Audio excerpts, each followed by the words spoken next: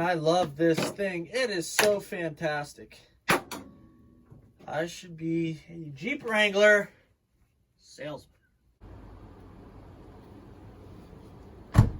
Hi, my name's Snussycopen, and I'm going to explain to you guys why you should purchase such a nice piece of machinery such as this.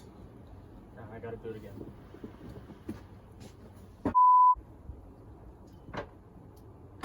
Hello.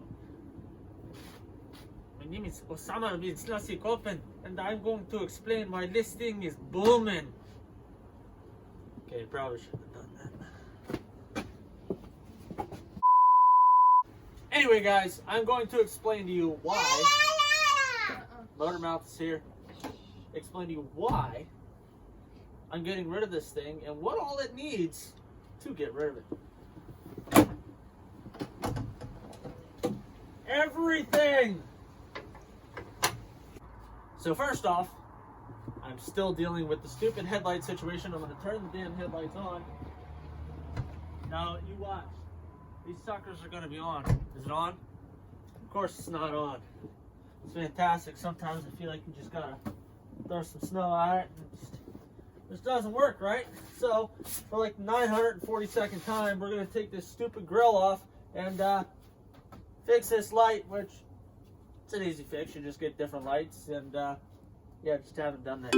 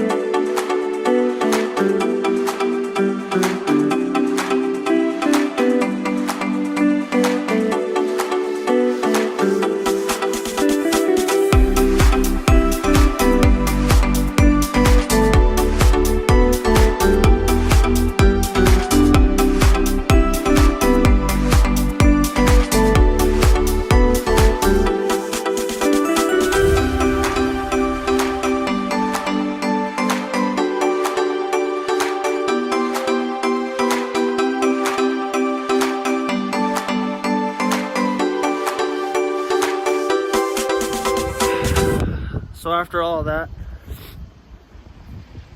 put everything back together, and as you guys can see in the time lapse, the headlight went out again. Now I have no power whatsoever, so looks like we're probably gonna go back to stocks. The only problem is I don't have the original stock headlights for this Jeep. So aside from the headlights being a flaming pile of shit, don't buy headlights off of Amazon. They were $100 headlights, and I've had nothing but absolute freaking issues with these headlights. It's just, honestly, I don't even want to talk about it anymore. So obviously headlights is one of the things that we need to get taken care of. Second thing is actually we've been running without side markers, and it's been illegal on the Jeep since we built the Jeep back in like June. So from the common eye, it just looks like a flat fender until you get up close and then you realize, oh, there's supposed to be something there. Another thing is we actually got new tires for the back in June, and we ended up getting the General Grabber ATXs, I believe, for the back. Yes. And the fronts actually have the AT2s. Those are pretty worn down. It's not necessarily something that I have to change to trade it in. Definitely something that I would prefer to do if it makes the most amount of sense. Like maybe if we get like a nice set of used tires. They have some tread left on them, but they're definitely seen better days. Next on the list is the center caps. I do not have for any of the wheels, so they kind of look like dog shit, if you be completely honest. So that's definitely something that I would like to have done. Not, like I said, none of this stuff is really, well, except for the next thing, is something that necessarily needs to be done to trade it in, but it's definitely things that I would drive me nuts in the dealership. Is probably going to like give me less money in the long run for it. But overall, this Jeep is very, very nice for being a 2008. Only has 92,000 miles on it. The lift has been great. I mean, it's definitely not the smoothest of rides, if I'm going to be completely honest with you guys. I wish we would have got better shocks, just being completely honest. But, you know, for the most part, it is a nice build. It's not your high, expensive style build. We do have aftermarket bumpers, which we have the aftermarket bumpers because the brakes need to be done. Both sets of front brakes need to be done. So that's definitely something that I'll just knock out on my own. We'll probably end up doing a video on it. There's a really loud Subaru coming down the road, but you guys probably won't be able to see. You'll be able to hear it. But anyway, the brakes definitely need to be done. We have armor bumpers on the front and on the rear of the Jeep. There's so much positive things with this Jeep. It sucks to let it go, as well as the Duramax, which is just covered in freaking snow right now. But all in all, this thing really doesn't need too much. I hit on it in the last video. This Jeep is definitely made for somebody to take off-road and enjoy. I would say in completion wise, it's probably about 80 to 85% complete for somebody to actually be able to go out, thrash it, beat the ever-loving hell out of it. I feel like I'm shaking like crazy because it's so freaking cold right now. But I'm gonna miss this thing when it's gone. This thing, not so freaking much. I'll miss the Jeep, but I mean, truthfully, I only really have 16 hours total into the build of that Jeep. It was something that we threw together, and one day on a weekend, I just woke up really freaking early. I stayed up past midnight, knocked everything out on it.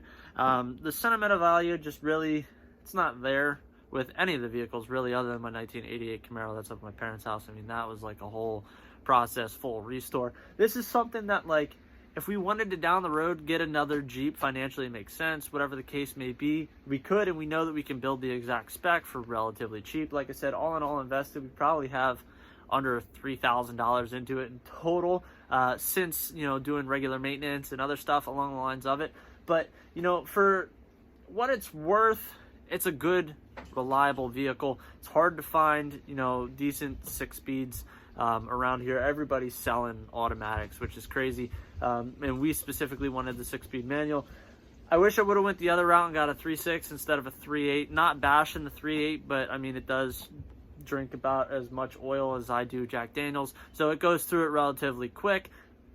But all in all, I mean, I'm happy with the overall appearance of how this thing looks. I'm happy with, you know, everything other than it being a little shitty of a ride.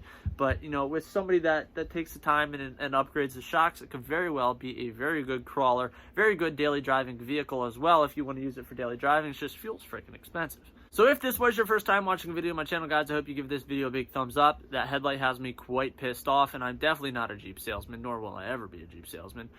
Quite frankly, I try to deter people away from purchasing Jeeps unless it's a spare vehicle and you know you're literally going to spend all of your money and all of your time working on the damn thing.